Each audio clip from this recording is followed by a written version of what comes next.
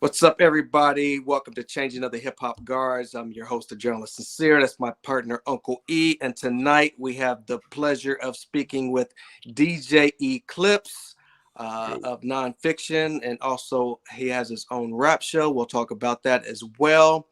But we want to kind of get a little history, go back in time, and talk about the development of nonfiction. If you could take us back a little bit to how MC Search ties into all this early on. Absolutely. First off, peace, fellas. How y'all doing? Doing great. Peace. All right. So So nonfiction. All right. So I had hooked up with Search first before the rest of the crew came along. I was DJing for Search along with DJ Riz when Search went solo after the Third Base broke up. So I had met Search. I was living in South Carolina at the time, and Search was on a promo tour promoting his first single, Here It Comes, from that record, from the album. And so he came by a record store I was working at, Sounds Familiar. And a mutual friend of ours, this guy named T-Ray, producer, was also living or had lived in South Carolina prior to him moving up north. So me and T-Ray had been working on beats together, a demo, stuff like that. So T-Ray goes to New York, gets a deal, ends up producing a bunch of stuff, some of which was half of Search's solo album. So when Search came through to the record store, I was like, yo, you know my man T-Ray? And he's like, oh yeah. He's like, how do you know Todd? And I was like, well, me and him, worked on stuff together. So then that led to him wanting to hear stuff that I had. So I played him a bunch of beats, stuff like that. And immediately we just hit it off, and he was just like, why don't you come hang with me tonight at the show I'm doing in Charlotte, and let's just build more. And that led to basically, me producing, which would have been his second solo album that never really officially came out. But I produced all of that. And then me and Riz were DJing for him while he had the first album out. So that's how I connected with Search. And then once Search and Def Jam parted ways, Search decided to kind of go more of the business route, because that's kind of what he was doing as his side hustle anyway. I mean, helping Nas get signed to Columbia and all that stuff. So he decided he was going to take a label job. And so he got a job at Wild Pitch, like VP up there. And he brought me in to interview with Stu Fine, the owner, to see if I was qualified to do retail promotions. And I had a retail background from working at a record store down south. So I had a couple meetings with Stu, and Stu said, you're hired. And so me and Search were both working at Wild Pitch at that time. And that's actually how we ended up meeting Sabak. While we were working at Wild Pitch, we were also still doing some shows. Search was still doing some solo shows, stuff like that. We did one show in Brooklyn, and Sabak from Nonfiction was the hype man for M-Try, who was one of the groups that was opening up the show for Search. Search really liked what Sabak was doing. They started talking after the show. Next thing you know, we end up getting Sabak a job at Wild Pitch doing college radio promotion. So me, Search, and Sabak are up in Wild Pitch. Sabak now is running around the streets giving out, OC demos for Word Life to stores, clothing stores and whatnot. He's going down Broadway, hitting up all the shops, goes into this one store, and the dude that he hands the tape to was Ill Bill. And Ill Bill was the buyer at that shop. And so they start talking, and Bill's like, yo, I'm an MC, blah, blah, blah. So they start just having a little cipher or whatever. And Sabak liked what he heard from Bill. So Sabak's like, yo, let me bring you back to the office and let you meet Search, whatever. And so Sabak brought Bill to the Wild Pitch offices, and, Bill rhymed for us and stuff like that. And, everyone loved it. And so they just started clicking. And so that was actually how the crew kind of came together. It was Sabak, Search, me as the DJ, and Ill Bill. And then Ill Bill was like, well, I have a childhood friend of mine that, I've been recording with forever named Gore-Tex. He's like, I think that he would be dope, to be in the group too. So we were like, all right, put him down, And so there's actual early demos that's before Gore-Tex was officially in the group. We have a few demos where it was just Sabak, Search, and Ill Bill, and then Gore-Tex got down, and then pretty much everything that came out though, had the full crew on it at first. The first single or two had Search on it, Gore-Tex, Bill, Sabak, and so that's how the crew came together, was through Wild Pitch in '95. So, wow. Yeah. What kind of early discussions did you guys have as far as the direction you wanted this group to go? I think that it was a great combination, because obviously everyone was looked up to Search for what he already accomplished. You know what I'm saying? It's like, he's part of a platinum group. He's on a major label. He's been around. He helped Nas get signed. He was brought OC up into Wild Pitch. So he had a great track record. And so that alone was like what had everyone in Nonfiction hype, because they knew that he could connect the dots. It's like, because at that time, '95, everyone was still trying to get signed to a major label. And I think from Search's end, he was looking at these guys as they could technically, be the quote unquote next third base. You know what I'm saying? It's like, like a bunch of like white guys, and, they were all dope, and so it became this crew of like a little bit of an older generation and a newer generation. I think both entities kind of helped each other with Bill and Gore-Tex and Sabak, like energizing Search to like, step up his game a little bit more, because it's a new era now, what I'm saying? So it's like, you gotta come right with everything. And then at the same time, Search helped the crew, we got to deal with Geffen Records, that Search had managed to get for us. So, that happened. He was able to make a lot of connections, and with that deal, we were able to buy the studio, Area 51, which is where we actually recorded most of the stuff, So it was just the conversations were more of just like wanting to do something different and new, what I'm saying? And obviously there was influences from groups that were already out, it's like there's, the crew love Mobb Deep, love Wu, stuff like that, love PE, so it was like when you hear the content of Nonfiction, it kind of touches on, all that stuff. It's like some of it's conscious, some of it's grimy, it's street. It's like, it's a combination of what New York is, what I'm saying? And that's kind of like what those conversations were. It was just like, we're going to make some updated, grimy stuff that relates to what everyone's lives were like at that time. So now, whose idea was it to name the group Nonfiction? I believe it was Bill's. Idea. And then because originally it was actually just spelled normal. And then I think there was like another group, not even hip hop, but there was a group out called Nonfiction. And so we ended up coming up with the spelling, with the Phixion, right. Just to give it, a change. But I'm almost positive it was Bill's idea to name the group. Bill was and is pretty much the leader of the crew. He's the one that really comes up with all the ideas, and is like the quarterback of the crew. I'm saying? He'll pick a lot of the beats out first, get the ball rolling, and then like we'll send stuff to Sabak, we'll send stuff to Gore, and that's kind of like how a lot of stuff kind of happened. Okay. And in the early conversations, did you guys sit down and think of like, we're going to form this group and do something like it for longevity? Or was it just something like, we get together when we can, we put music out, but we have our solo careers?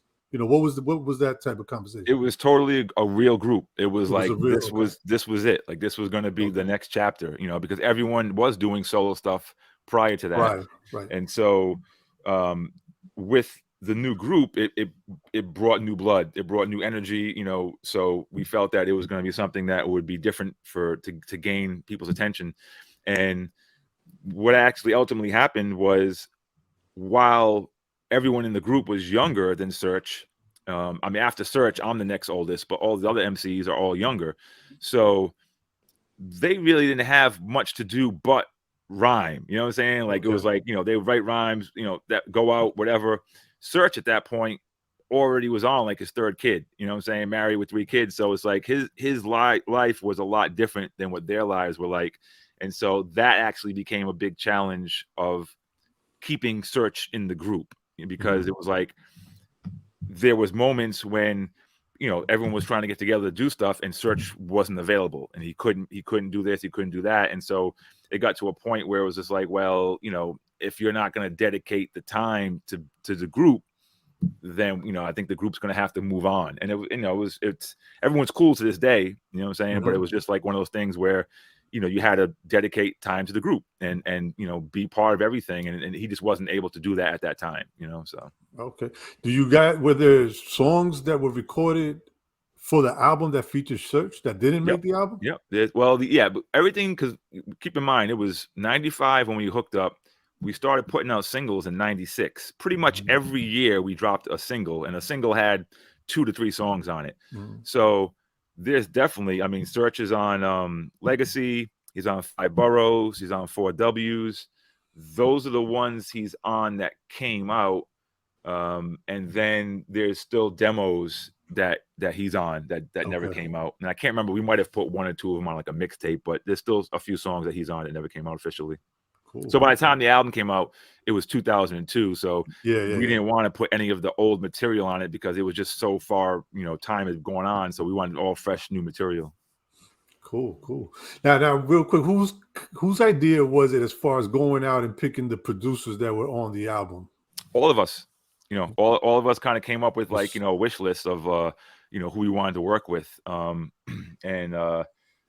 Bill dealt with Large Professor and hit him up to get tracks. I hit up Pete Rock and Premier. Dave One came through Bill. T-Ray came through Bill. Juju came through Bill. And then Necro obviously is Bill's brother. So it's like that was already a given. Like he was already doing most of our stuff at that time. So that was pretty much you know, everyone would just say who we want to work with, and then whoever was the closest to that person would just reach out to them and get stuff done. That's a nice list of people to know. Absolutely. You know, it's funny too, because that was also early on knowing them for me, especially like, you know, I mean, Preem and Pete, you know, it was still real, like the relationship was new, and even Large. And it's funny because like there was issues with all of them where Large, it took forever for Bill to lock him down. I mean, it probably took like a year or so before we could actually like get the tracks or whatever. Okay. But finally got those. With Pete, the beat that we ended up using for him for If You Got Love on the original beat tape he gave us, you hear Pete saying the arsonist over it. He thought we were the arsonists instead of nonfiction. So like, you know, he's like the arsonists, like in the background of the beat, and I was like, "Yo, Pete, we're nonfiction." So that was his thing. And then obviously with Preem, it's the same story everyone has. It probably took us like 5 years to get the track from him before we were able to, you know, lock it in for the album. Right. But you know, in the end, we got those, and it's funny too because at that particular time, we were really honestly just picking producers that we were huge fans of. And then once we had the album completed, I forget, it was like one day we're just like, oh shit, like we have Large Professor, Pete Rock, and Premier. And at that particular point in 2002, it was the first time since Illmatic that those 3 were on the same album. Yeah. I said that's what I was gonna say, man. I was like, wow, that's really fucking cool. Yeah, that's a little, you know, a little clout thing right there, you know. Yeah. Absolutely. Yeah. And before I pass it to Sincere, how when you guys were recording the songs in the studio, was everybody able to be in the studio at the same time? Like, in other words, if Premier was there, were you know, Ill Bill or whoever was working on the track in the studio at the same time? Not all the time. Most of the time, yes. I'd say 90% of the time. Pete Rock was there when we were definitely mixing. I'm trying to remember if he was recording too, because he was laying the scratches down during the recording session. Yeah, Pete, we did stuff at Green Streets. He was there for those sessions. I think we did Largest stuff, or we mixed most of it at Green Streets. You know, some of the stuff. We did a couple songs at Chung King. I think we did Black Helicopters at D&D. So it was a mixture of places, but for the most part, the people were there when we were recording stuff. Yeah. Nice. Hopping back to the first label Legacy, what kind of reaction did you get when that hit the streets? For the first single? Yes. It was great. It was Stretch and Bob were the highlight of their era on KCR, and they were playing the record, you know what I'm saying? So like they would play the No Tomorrow and Legacy, and then I remember one night going to the Palladium, and Premier was the DJ that night, and I didn't even know him at this point, and he played the record, and I was just like, what? And I was like, you know what I'm saying? It's like, and that was probably like, I probably walked up to him at that point, like, yo, like that's our joint, you know what I'm saying? But yeah, it was like the reaction was great, and we also treated it like it was a real release. We didn't just it was indie, but we actually worked the record. Like me and Search had went to the Gavin convention that year and took like 500 copies of the record and hit off like every college radio DJ or mix show DJ that was there. So, we did that. We worked the record, as if it was like a real competing with major labels and all that stuff. And so, shout out to Fat Beats, who actually put the first record out and helped fund it. So that response was great. You know what I'm saying? I mean, Search also being in that corner, got a lot of attention. Fat Beats was on its way up at the time too. Mm-hmm. So it was just like a great, combination of things that made the record work. Now, getting to Fat Beats, it wasn't easy getting this album out. I believe there was several deals that didn't work out. Can you go through the line of labels that fumbled the album? Hopefully I have it in order, but it started with the Geffen deal. Our plan was, like I said, it was always to get a major label deal, because that's what everyone was doing at that time. Mm-hmm. But we knew we would put out singles with Fat Beats up until we were ready for the album deal. So we did the No Tomorrow Legacy single. Then we did the I Shot Reagan Refused to Lose single. We did then what happened was we got the deal with Geffen, and then we kept making music for them and turning in records, and they were like not getting it. And like we turned in like I Shot Reagan to them. Like that was one of the songs we turned in, and they were just like, we don't know. And what basically ended up happening there was, while we were signed there, Geffen got either bought out or merged into MCA Records. And so they basically ended up letting go a bunch of the acts that really hadn't come out yet, or like Large Professor was one of that thing. Like his album was the LP was supposed to come out through Geffen, and he got lost in that deal. We got lost in that deal, and I think MCA ended up taking like the Jizza and the Roots or something like that. And I think like us, Killer Priest, I think everyone else just kind of got left to the side. So we were back to like square one, and so what happened next was we went back to just trying to record stuff, and then Matador Records came along, and Matador had just signed the Arsonists, and Arsonist and us were like tight as can be. So it's like, they told us how things were going, or we was like, you know what, let's check out Matador. They told us that Matador was interested in us, so we sat with them and met with them, and we signed with them, and we were working on, finishing up the album, and we put out singles with them. We put out Thug Tunin and it was Thug Tunin Sleepwalkers. I can't remember if we did that on our own or if we did that through them. But then we did Black Helicopters through them, and then If You Got Love was pressed up as a promo on Matador, and then that was right around the time where we parted ways with them, and that was basically because we saw the Arsonist album had come out by that time, so we were watching what Matador was doing with the Arsonist record, and we saw them making a lot of mistakes, and just not, they were setting up in stores for the Arsonists, and the Arsonists would get to all these in stores, and the stores wouldn't have their record, stuff like that. And it's just like, we were like, yo, like, are we doing the right thing here? Are we gonna put this record out and it's just not gonna do anything? So we got worried, and so we asked to be released, and they agreed. So we got out of that deal, and at the tail end of getting out of that deal, we had also been kicking it with T-Ray, and T-Ray at this point in time had his label Beatdown Recordings, and he had got a label deal through Warner Brothers. He had put out some singles, and he had signed Milano, and he had signed I think it was the Ghetto Pros, VIC and Mike Heron. He had signed them to an album, a producer album. So he was interested in signing Non-Phixion. So we were like, all right, cool. So we basically were going to sign with Beatdown. And what happened again is that T-Ray ended up having label issues with Warner Brothers because of the acts that he previously signed not getting material turned in or turned out in time. And so Warner Brothers, I guess, was just pull the plug on him and was just like, all right, that's it. We're done. And so we were left there like, once again, we have nowhere to put a record out.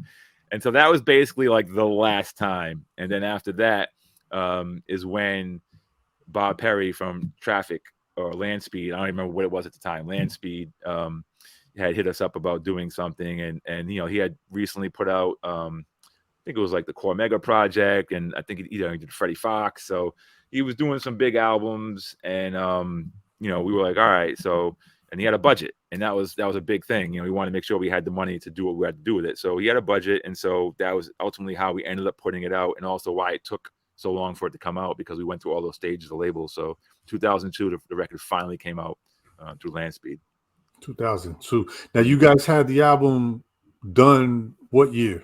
Well, I mean, it was probably, we were ever changing the album. I mean, most of it was done during the Matador time. So right before the Beatdown deal or offer, we pretty much had the album done. Okay. And then I think between that time period and putting it out, we probably added like 2 or 3 songs. The Juju song, the Beatnut song is the last one to be added to the album. And the T-Ray remix of the CIA was also something that we did when we thought we were going to be on his label. So those 2 things definitely were the last things to be added. And Premier's song was probably right before those, like one of the last, like that one, the Beatnuts and T-Ray's remix were probably the last ones to be added to the album. Okay. Now you said some of the labels weren't getting it. Like what were they not getting? What, in your opinion, what is it that they weren't seeing? I mean, it was the content. It was just when you're on a major label, you have to play major label games, and it's just like, and they're thinking about, radio, and they're thinking about, the videos, and they're thinking about how they're going to break a record. And when we're bringing them records like, I Shot Reagan, it's just like, it was just too much for them to, I guess, to fathom, in terms of like, what are they going to do with this record? Is there going to be backlash from this record? What I'm saying? It's like, so, that's the thing with Non-Phixion. It was very much pushing buttons, what I'm saying? Like talking about, controversial stuff, and just, just talking real shit, what I'm saying? So it was like, it was just, didn't work for them. Right. And this is like in the 2000s though, right? Like, it's so weird how you've had all of the previous, like 97, 98 was that was the Geffen era. Right. That was when we were signed to them, was like 97, 98 era.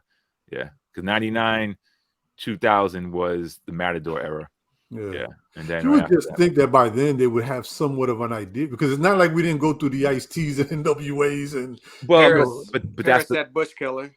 But I think that's the reason though. I think it's because all those groups got in trouble. No one wanted to touch stuff that was kind of be like that. You know what I'm saying? Right. Yeah. Gotcha. Yeah. So how did you land that MF Doom feature? Man, Doom was around, what I'm saying? Like it was at a point where he was on the scene, what I'm saying? He was hanging around, and he was kicking it with Bill, what I'm saying? And it's like, and that was I'm mad that I wasn't at, because that was recorded at our studio at Area 51. And I'm mad that I wasn't there for that session. But it was hard for me because like where Area 51 was in Brooklyn, by where those guys live, like over on the Canarsie side of things, and Okay. I'm in Queens. I'm pretty much still in the same spot I was then. So for me, I had to take like 4 trains to get out there. So it was like I wasn't going for every session. I was like, you need cuts? Let me know, and I'll be there. But yeah, like he was there. That became home base. Area 51 was like where people would just hang out. They were smoking, drinking, eating, writing rhymes, recording. That was just the hangout spot. And yeah, they had Doom out there and just hanging out and smoking, drinking, and writing. And got them on the joint. Yeah. So Nice. you also had artists Al Tariq, Marley Meadow. Was there anybody on that album that you guys wanted that for some reason it didn't happen? Well, I mean, not that necessarily didn't happen, but while we were signed to Geffen, we gave them a wish list of producers we wanted to work with. So aside from the ones we did work with, some of the other ones on there was RZA and Muggs. And I can't remember if there was anyone else, but RZA and Muggs for sure were 2 of the names that we wanted to work with for the album. And Geffen was supposed to look into like trying to make that happen because we didn't have relationships with those guys at that time. So other than that, though, I don't think there was anyone else that I recall that didn't make the album. I think pretty much everything else worked out the way it was supposed to be. And Al Tariq and Moonshine and Marley Meadow all came through the Beatnuts. That came all through them doing the track. So. Okay. Overall, what are some of your best memories of putting this project together? Even though it took quite some time to finally reach the masses, what are some of your best memories? The journey is the best memory. I mean, just like because it took so long, there's so many different stages and eras. Again, just hanging out at Area 51 and being there and just bugging out. It was just like, it was fun times. You know what I'm saying? Like, the recording, the jokes, the brainstorming stuff. Then there was stuff like the studio sessions. I remember, like with Pete Rock and Green Streets, those were great times. Actually, even with I think we were in Battery too with Pete at one point. When he laid the beat down, we might have been in Battery, but then we mixed at Green Streets. But just being in all these studios, some of them for the first time. Being working out at D&D, and like obviously like knowing that that's like such a historic place and like and now we're part of that lineage, you know what I'm saying? Like we're recording songs in there, we're in the A room premieres in the B room doing something. Maybe Tony Touch might be in the C room down there. It's like there's just so much stuff going on, and just those memories of I remember laying down the scratches for Drug Music in the A room at D&D. I remember laying down the scratches for Refuse to Lose at Area 51. I remember we were at No Mystery Studios recording or doing some vocals for Black Helicopters. I remember, doing that there. Cult Leader was at Chung King. Going to all these places and doing certain songs in different environments and just knowing that you're in these places that you only read about as a kid growing up reading album covers and stuff like that. So that to me, and then forging those relationships, becoming tighter and cooler with like Pete and Preem and even Large, and like, to the point where that's all I think any of us really wanted was to leave our mark, you know what I'm saying? And to show everyone that, we're as dope as those that we like too, you know what I'm saying? Listen to us. And so, and that was it. And so like, just now looking back on that whole journey and of where we've come from and where we came to, and knowing that like we can get any of those guys on the phone anytime we need, you know what I'm saying? It's like it's mission accomplished, you know what I'm saying? Like we did what we had to do, and we made a good album at the same time. Definitely. Did you guys or let me ask you, where were some of your favorite places to perform at that time? SOBs was like a good spot, to perform at. Wetlands, was always like a spot we'd be at all the time. Tramps, we opened up a lot of shows at Tramps. Shout out to Peter and Zvi from Live and Direct. They had the plug where they were the ones booking all the shows, and they had the great realization of, we're going to book these big acts and we're going to put independent acts on as openers, you know what I'm saying? Because they were from the scene, you know what I'm saying? They knew what was up. And so Right. if you look at all those big shows back then, whoever the headliner was, there's always like a 1 or 2 openers that were like indie acts, you know what I'm saying? So they always teamed up like the right people. So Nonfiction rocked, you know, definitely a few times opening up for people. And then just DJing. I mean, I DJ'd probably a good 70-75%, you know, of those shows that happened at Tramps.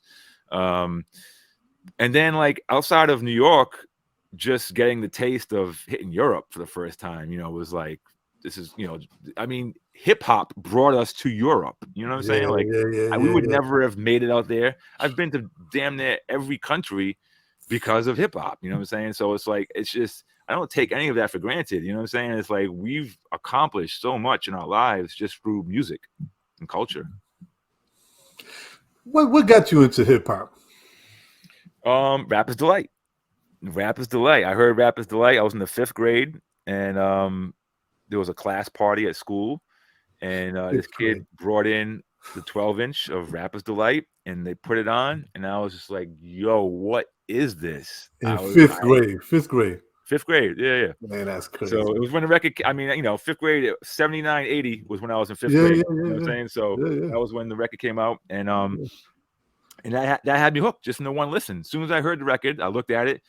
That week, I went down to the store and bought the record. You know what I'm saying? I went to Strawberries Records in Providence, Rhode Island, and I bought the record. And then from that point, I would just look for other releases on the same label on Sugar Hill. And so as I saw other things coming on Sugar Hill, I would just buy them up, and that set me on my path. And then I started looking, you know, for radio shows on the dial. I had a box, and I'd go down the dial, and I'd scroll through every station until I heard hip hop. And I'd always find hip hop on the college stations, which were always like the lowest numbers. So that was like, I found out what days they came on, and, you know, and all that stuff. And so I would just tape all the radio shows, and I was doing that in Providence, you know, from 80 to 85. And then I left Providence in 85. But that was I knew early on, like, you know, I was buying records and into the music before I even decided that this is what I wanted to do. And then 84 was when I was like, all right, I'm gonna DJ. I want to DJ. I started seeing local people. Shout out to my man Scratch Master Bucket. Shout out to Al Shell. They were already doing things in Providence, Rhode Island, and so I just studied what they did and watched them whenever they did something. And I was like, yeah, that's what I want to do.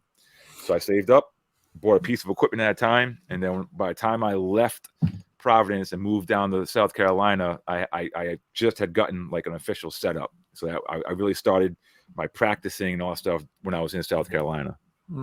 Okay. Now you Sugar Hill gang, you start finding all that music and stuff. But do you remember, because I'm sure it took you like down a rabbit hole, right? But like, do you remember when did you start going around and seeing like, oh, look at this graffiti, or look at the dancing, look at the, you know, like when did you start piecing all of that together? It was probably like within about 2 years, you know, maybe like by 81, you know what I'm saying? Like where I started seeing stuff in school, you know what I'm saying? People breaking in school, started seeing like some graph out there. And also just, it's piece by piece, you know. I remember back in the day when we had the TV guide, and you open the TV guide to see what's coming on TV. And I remember one day I was looking through the TV guide, and there was a show listed called Graffiti Rock, and I was like, yo, that sounds like it has to be crazy. I was like, you know, whatever day they said it came on, Saturday at like noon, I was like, I made sure Saturday at noon I was in front of that TV, and sure enough, when it came on, you know what I'm saying? It was like, you know, Treacherous 3 and Run DMC and all that, you know, it was just, at that point, I was just reaching for anything I could find that could feed my hunger, you know what I'm saying? And Rhode Island's only 3 hours away from New York, but at the same time, it's a world away, you know what I'm saying? When you're younger, you're not traveling anywhere, you're not, you know, so it's like, all we had was like what I could see around my surroundings and what was happening in the parks or at school. And then, you know, every few months or every year, something else would pop up and would make it that much more. There was a book called Hip Hop. I think it was Stephen Hager that put it out. That was my first hip hop book I bought, and it was authentic. You know what I'm saying? And I wish I had that book right now, but that it was dope. And that's another thing too, is we didn't get to see most of the stuff we were listening to. You know what I'm saying? It wasn't Yeah, videos. There wasn't even like a lot of these records didn't have any picture covers. It was like, so everything is faceless. It's just the music that's speaking to you. So this book comes out and I'm reading and I'm seeing pictures of like Kool Herc and, and Fab Five Freddy and all this stuff like that. So it started putting faces, and it started putting the story together. You know what I'm saying? So it was like every 6 months or a year, there was something else that would come out that would help build the platform. You know what I'm saying? And it just led to where we are now. So. Yeah. The album is 20 years old. The future is now. What do you guys have planned? I see you got tour dates coming up. What's going on with the plans for the future is now? So yeah, we're just about finishing actually the 20th anniversary. You know what I'm saying? It was 2022 was the official year, but we have up until I think it's March 26th when the album originally came out. So we're actually dropping a limited edition reissue of the regular album with a updated cover. Now, the cover art that people might be familiar with was never finished. It was something that Mir One did from LA, and it took him about a year to do what he did that you see on the album cover.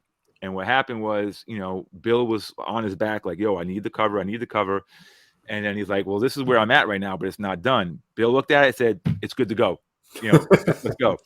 So we took that version and put it out. We didn't realize that he kept on working on it after the fact. So we ended up getting the final version way after. And so we were just talking like last year, like, what would be dope? Let's do a limited edition of the anniversary and put the final version on the cover. So that's what we're doing. We have the reissue coming. It's going to be a limited edition one-time press, and it'll be, someone's opportunity to grab the copy with the official cover, how Mir envisioned it to be in the end. And then we are also putting out the instrumental version, and we're putting out the a cappella version of the album, which we've never done before. And we're going to do split covers for that. So the whole Mir final cover is split in half. So on the instrumental, you have one half. On the a cappella, you have the other half. So you got to get both copies to put them together to make the full version. So you'll have the full version smaller on the vocal version, and then you'll have the full version bigger split between the a cappella and the instrumental. So those are all coming out the end of March, in celebration of the 20th anniversary. And then we have a run of shows. We have, 4 or 5 Northeast shows. We have a big show in LA. And we are working on some dates for Europe for the summertime. Nice. Yeah. Any chance of anything new coming from nonfiction? Possibly. I mean, Bill's working on a new solo album right now called Billy, and we're pretty much wrapping it up right now. And so that's going to be the next thing that comes out. And but Sabak and Gore are, we did a song already called Watch the City Burn, I think it was called, and that has, it's a Bill song, but it features Sabak and Gore-Tex. So there is things in the works where we are recording stuff. So there's nothing planned yet as far as like a nonfiction project, but the guys are always working and doing stuff. So it's like, we'll see how it naturally progresses. Cool. It's also hard to do things now just because me and Bill chose music as our livelihood, whereas Sabak didn't. He's in the school system, he's out west doing that administration. So he's working like 10 months 11 months out of the year just on school stuff. So it's harder for him to get away, to do things, to tour and all that stuff. So it makes it harder to do nonfiction things because of that. Right. Okay. Okay. Catch us up on what DJ Eclipse has going on currently and what you got going on in the future. Currently, well, like I just mentioned, Ill Bill project, I'm hands-on on that. I have a management company called Pay to Win Management, and I manage half a dozen artists, of which Ill Bill as a solo artist, Nonfiction, La Coca Nostra. Bill has a group with Vinny Paz called Heavy Metal Kings. I co-manage that with Vinny's manager. There's Search, I'm managing Search, The Legion, Bahamadia, Rashid Chappelle, and Q Unique from The Arsonist. So that's like one thing I'm constantly working on is stuff for all those guys. And then I'm heavy involved with Fat Beats still, doing stuff with them. So that takes up a lot of time as well. My radio show, Rap is Out of Control, you can catch that on Sunday nights from 10 p.m. to 12 a.m. Eastern Standard Time on Shade 45 on Sirius XM, along with my man DJ Riz and Kyle. And what else is going on? I'm actually helping out Summer Stage for this year's 50th anniversary hip hop shows, helping plan those events. So we're working on those. So can you give us a sneak preview of what you got? No, not even the exclusive. Not even because we're brothers now, and you can't even. No, okay. No.